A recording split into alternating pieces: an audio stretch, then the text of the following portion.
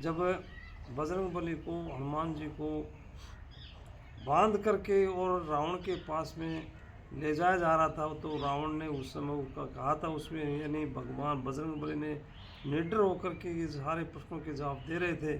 तो उस समय की बात है जब रावण ने कहा था कि अरे मूर्ख, तो इस तरह से जो है निडर होकर के इस तरह से जवाब दे रहा है कि तेरी मृत्यु निकट है। तो इसमें उसमें बजरंगबली ने बताया था कि इसका उल्टा होगा, मृत्यु आपकी होगी या मेरी होगी, वो तो भविष्य बताएगा कि आपकी जो है इसका उल्टा ही होगा। इस तरह से जो है भगवान की जो, क्योंकि सारे ही भगवान की माया थी, वो भगवान के दूत थे वो।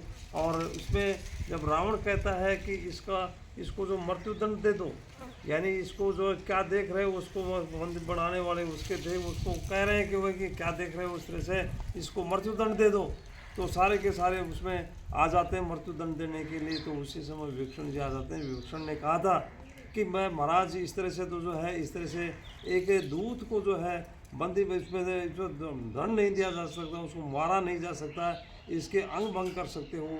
तो अंग भंग करने के लिए रावण ने देखा कि इसके अंग भंग, चलो अंग भंग कर दो। तो अंग भंग करने के लिए इसकी जो है सबसे बढ़िया इसकी प्यारी जो उसकी पूँछ होती है, इसको पूँछ को जो है इस तरह से इसमें पूँछ में जो है इसमें आग लगा दी जाए। तो इस तरह से सारे कपड़ों, लंका के पूरे कपड़े आ गए, उसमें तेल आ गया उसका, और उसकी पूँछ को लंबी बना करके, और इस तरह से रावण ने कहा कि भाई अब इसकी पूँछ की आग लगा दो। तो उसकी पूँछ की आग लगा देते हैं। तो हनुमान जी ने, बड़े प्रश्न होते हैं, उसने कहा था, हनुमान जी ने सोच रहे हैं कि माता सरस्वती ने इनकी बुद्धि फेर दी है इस तरह से पूँछ के, क्योंकि भगवान जो बजरंगबली ने तो ये वरदान था कि भाई ना तो आग में जल सकते हो, न पानी में डूब सकते हो, इस तरह से वरदान मिला हुआ था। तो उसमें उसके बाद में आग लगाने के बाद में एक दूसरे के मकान पर छत पर जाते हैं, और छत पर जाने के बाद में वो जो सारे मकानों को इस तरह से जला देते हैं। एक विभीषण के जी का घर छोड़ते हैं, बाकी पूरी लंका को छोड़ देते हैं। सारी की सारी औरतें स्त्रियां जो भी थी वो देख रहे हैं कि ये मरकट जो बंदर आ गया, ये तो बहुत ही कोई ऐसा नहीं है कि बंदर है, कोई देवता ही है। इस तरह से जो वह घबरा रही थी वो इस तरह, और जो सारी लंका को चोर जला करके, और जो है इस तरह से फिर वो इसमें एक आखिरी में जो एक बड़ी हुंकार भरते हैं बजरंगबली। हुंकार के भरने के बाद में जो राक्षसों की स्त्रियां थी उनके सारे के उनकी स्त्रियों की गर्भ गिर जाते हैं, और वो गर्भ गिरने के बाद में वो हुंकार बढ़ने के बाद में समुद्र में कूद जाते हैं। और समुद्र में कूदने के बाद में उसकी पूँछ जो है उसकी बुझा करके और माता सीता के पास में वो आते हैं।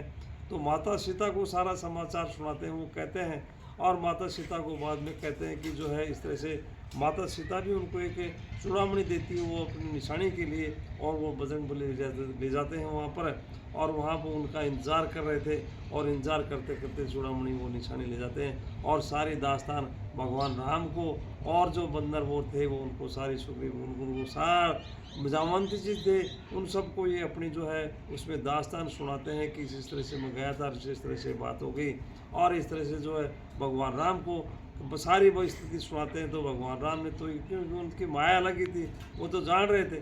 तो इसके बाद में जो है सीता लाने के लिए जो है उनकी तैयारी हो जाती थी।